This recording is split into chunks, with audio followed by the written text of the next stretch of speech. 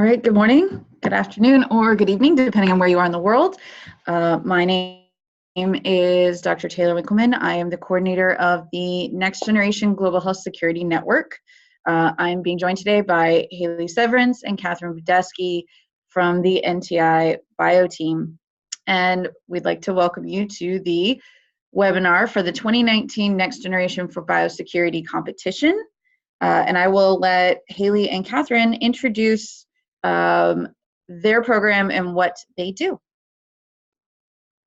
Hi, my name is Catherine Budesky and I work for the Nuclear Threat Initiative. A little bit about NTI.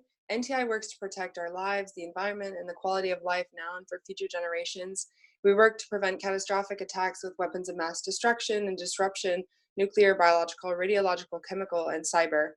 NTI has addressed biosecurity issues since our founding in 2001. NTI Bio is developing new initiative to curb global catastrophic biological risks, catalyze international biosecurity norms and innovation, enhance biosurveillance for emerging threats, and advocate for measurable biosecurity commitments as an integral component of the global health security agenda.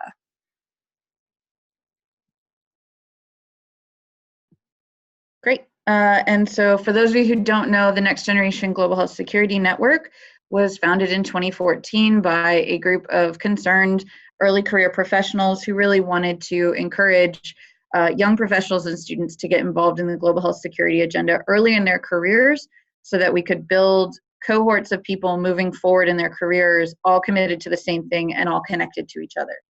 So with that, let's start talking about this year's biosecurity competition. All right.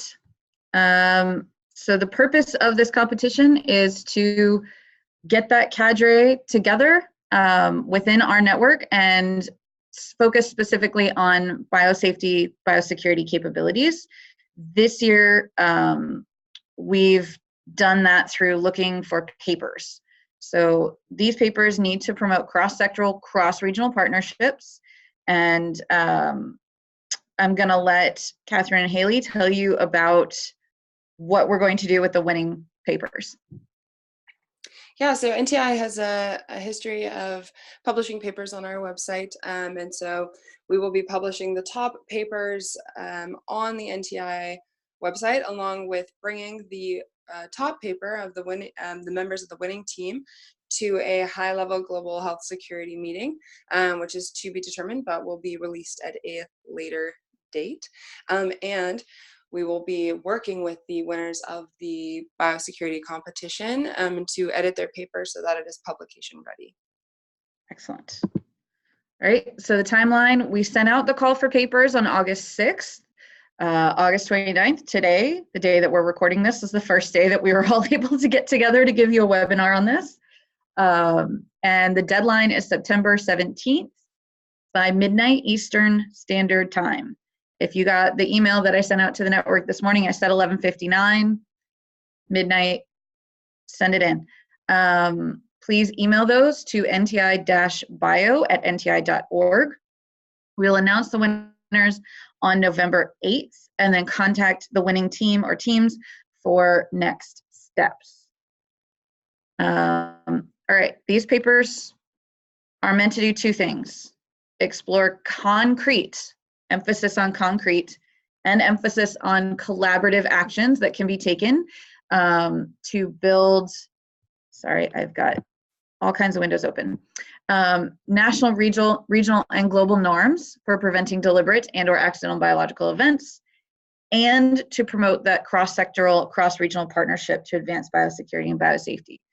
Those are the two things that we are really looking for in these papers. And we really want you to use publicly available information. So you don't have to go out and do original research. You don't have to collect data that's not already publicly available. That's not the point, and there's also no time for that. And this is your research question right here. What can the next generation of researchers and or policymakers contribute to the development and enforcement of and accountability for responsible life sciences research and biotechnology development that advances global health security while reducing the risk of an accidental or deliberate biological event? That is your research question.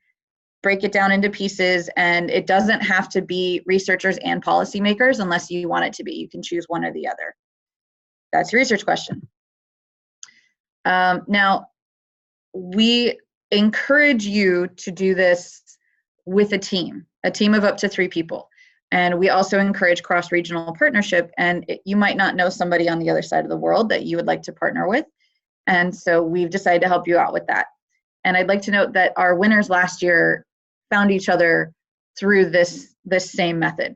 So we have a Google Doc and a Google form. So if you are looking for partners, you go to the Google form, which is this first link here, and then you fill out your information, and then you go to the second link here to find all of the answers and look for teammates and reach out. And given that papers are due in about 3 weeks, I would encourage you to do that very quickly.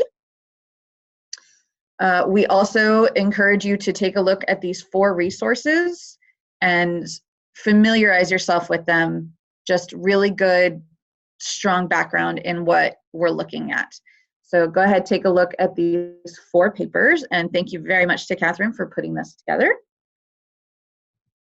Okay, basic requirements. If these are not fulfilled, then your paper doesn't qualify. So please make sure that you just follow this checklist, all right?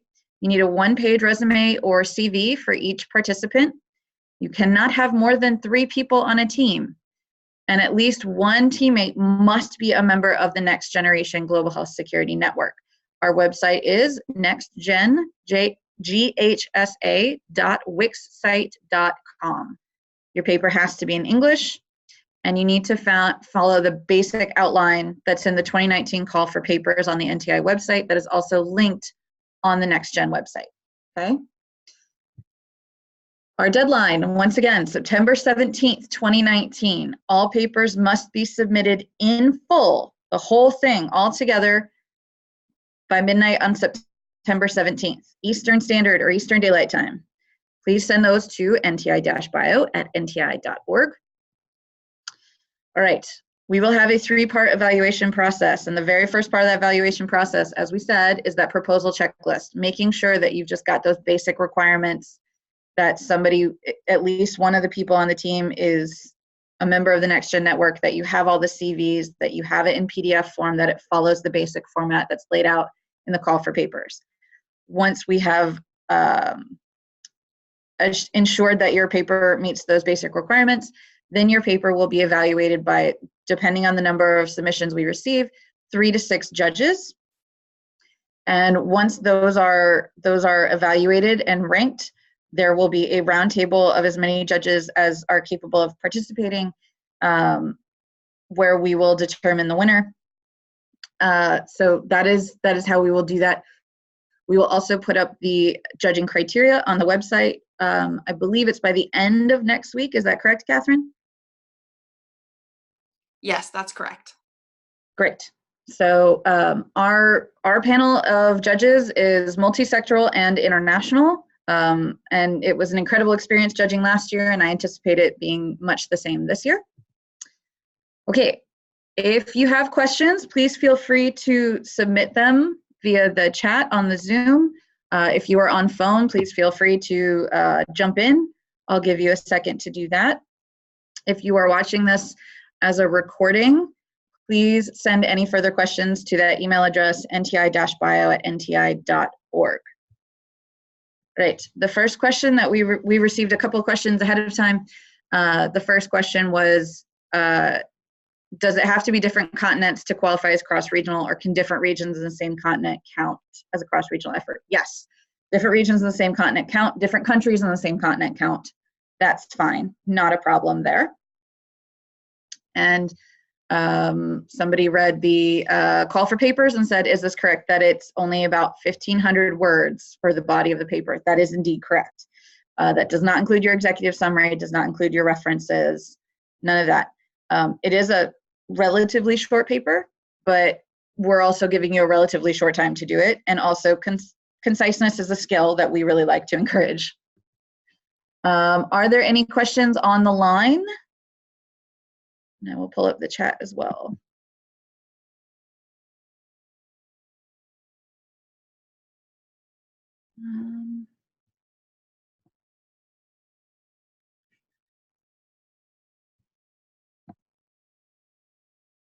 Haley, I have unmuted you. I'm so sorry. I just saw your message. Oh, no worries. That was from a while ago. Yeah, so if you want to be unmuted, just a quick tip, you have to raise your hand. It's kind of more like a webinar. But I just wanted to say thank you, Taylor and Catherine, for all this really useful information. Also glad that it'll be available after this live webinar for those who weren't able to make it during this time period. So I just wanted to say, I'm looking forward to any other questions, and NTI Bio is really excited to partner again with the Next Generation Global Health Security Network. This is our third year doing this, and it's really focused on advancing the biosecurity and biosafety related targets of the global health security agenda. And the GHS network has built up a really impressive number of really involved individuals, and really kind of advancing in their career. And we have found that this competition has been great at highlighting those really interested in biosafety and biosecurity, and kind of enabling them to make further connections with some of the leading experts across the globe in this area. So we're really looking forward to the innovative thoughts that you all have, and we've seen some really great forward-looking proposals come out of this competition in years past, so we hope the same will be for this year. So I just want to say that very quickly, but I'll turn it over to Taylor for any other questions that might come through. Over. Thank you so much. Okay, so we did have a couple of questions come through. The first one was, is a team that doesn't have a student member at a disadvantage? No, absolutely not. We are going to judge the papers based on their merits. We just need to be able to take a look at who everybody is. The second question I'm going to turn over to Haley. It's about last year's winners. Haley, go for it. Or sorry, Haley, Catherine. Hi, yeah. So in years past, we've actually asked for a proposal to address a specific gap. And last year's proposal that won will actually be, their project will be published at the end of this year. However, since every year we ask such a different question or ask a different prompt for a proposal versus a paper, we're not publishing any of the results of last year's competition, but this year, because we are asking for papers, they will be published this year so that future years can reference back to papers of years past. But in the first 2 years of the competition, since we asked for project proposals, which are in nature very different from an academic paper, we do not have them published. Great. And we had another question, and the question is, I didn't see any instructions in the essay format to address cost of the proposal. Should this be included? So this year, we're not asking for proposals where people are saying that they're going to do something. We're asking for a paper. We're asking for essentially a really well-researched and evidence-based op-ed here. So if you have a proposal of something that you think lawmakers or researchers should be doing, you can talk about the cost if that's a factor, but we're not giving anybody proposal dollars or research dollars. This year it's an essay competition, and we are going to take the winning team to a high-level biosecurity conference. So no, you are not required to address cost of the proposal.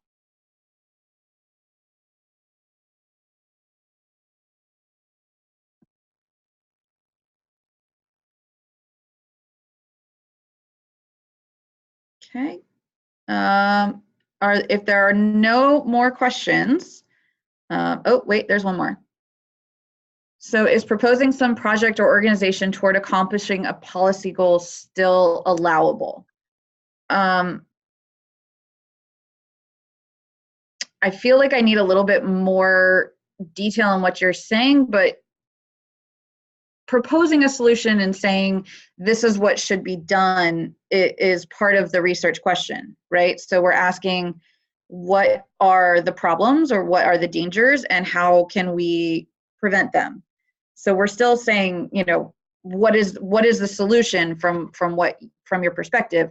If you are trying to propose, like write a proposal for a project, that is not what this year's competition is about. Did that answer your question? Yeah, and I just want to add that participants should be thinking about proposed solutions as recommendations that come out of their research. So first, starting with addressing and identifying gaps. And this is all laid out in the full call for proposals that's linked on the NTI website that you can find through our NTI news piece on the 2019 competition through our website. But I would say think about it more in terms of recommendations that follow a well-researched identification of gaps in the field, and then how the next generation can work to fill those gaps, not necessarily as proposing a singular project, but outlining recommendations. And I think if you go through the 4 papers that we have laid out, some of them give great examples of what those recommendations can look like and how they can be formatted. Okay, so to the person who is asking, I have unmuted you. Do you want to clarify what you're saying when you're asking these questions? Hi, can you hear me? Yeah, hi. Hi, so the main question I'm asking is, you're saying something along the lines of, in the past, people have said, let's do X, which is create this, I don't know, website, do this particular task, and get people involved in that. Right. Seems that the prompt this year is a little bit different in its goal, which is not for an actionable plan or a solution, a tangible solution to a problem, but rather kind of ephemeral ideas and suggestions about how to approach something.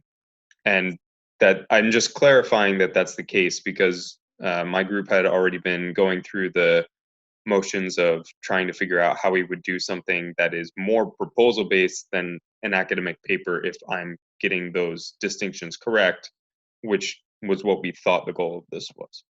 So okay, thank you very much for clarifying that. So the idea here is not to, you know, do some ephemeral, just we think it would be nice if. We are asking for concrete solutions. So in that way, yes. And I'm going to defer to Haley and Catherine on how much detail they want. If you need like an appendix for costing, if you guys actually have that. The difference is this year we aren't funding a specific proposal. We're not saying send us your proposal of what you want to do and then we'll fund the project. We're saying send us the concrete solutions and please make them very concrete and very specific and exactly how they should be done. But it's not something that is going to be directly funded as a result of this competition. Does that make sense? Yes. Okay, great. Yeah, I want to just add that this paper and the executive summary, I would like to imagine that the winners that we do publish, that their papers could be distributed or that executive summary could be distributed, and then other high-level officials in the biosecurity and biosafety fields read them and say, look at these concrete recommendations that were outlined and well-researched by the next generation of biosecurity and biosafety experts. We can take on these recommendations and turn them into actionable change. That is essentially what I believe to be the ultimate goal, is that the paper gets picked up, it sparks dialogue, and it promotes actionable change in the future. But the paper itself does not propose just one specific solution or propose a singular project, but in its recommendations that are concrete and actionable and specific, they are also broad enough to where they could be picked up by governments or other organizations and turned into actionable change going forward. I hope that's as well helpful.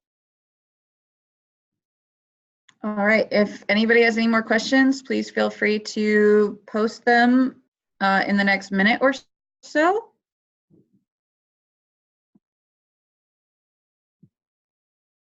And while we're waiting to make sure that that is all the questions that we have at the moment, I will say that this is going to be posted on our webinar channel, and we will send out a link to it. So anybody, if you wanted anybody on your team to see this webinar, or you know anybody who is interested but couldn't make it today, they will have the opportunity to view this at a time that is more convenient to them. We'd like to thank everybody who did participate in the call today. I want to thank Haley and Catherine for all of their hard work on this, and I want to thank NTI for continuing to partner with NextGen. It's an invaluable partnership and resource for NextGen and for everybody to be able to work together in this field. It's been a really incredible 3 years for me. Haley and Catherine, do you have any closing remarks? Sure. So this is Haley Severance again at NTI. And just to give those on the phone a little bit of an idea of what type of high-level meeting we are thinking about for participation for the winners of this competition. It's not finalized yet, so we can't, formally announce that this will be the place. But what we're looking at is potentially a side event at the upcoming Biological Weapons Convention meeting of state parties. Again, we'll need to confirm that with the implementation support unit over at the Biological Weapons Convention, but that's the type of meeting that we're looking at. So I think it's a really great opportunity, to be able to listen to what these types of events, what happens at these types of events, and also to be able to kind of network and get to know some of the experts and diplomatic leaders at these events. So I just wanted to give that additional information. Over.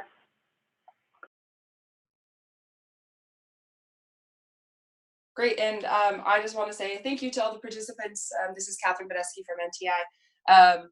Thank you so much for joining the webinar today, and I really look forward to reading your papers, as I was just so struck by the creativity and innovation of proposals from years past. I'm really looking forward to reading papers from this year that are of a different nature than years past, but I think will be well received on our end. So I'm really looking forward to it, and good luck to everyone who is participating. Absolutely. All right, so once more, September 17th is the due date. Please get your teams and your papers together, and we can't wait to see what you come up with. Good luck, and we'll talk to you soon.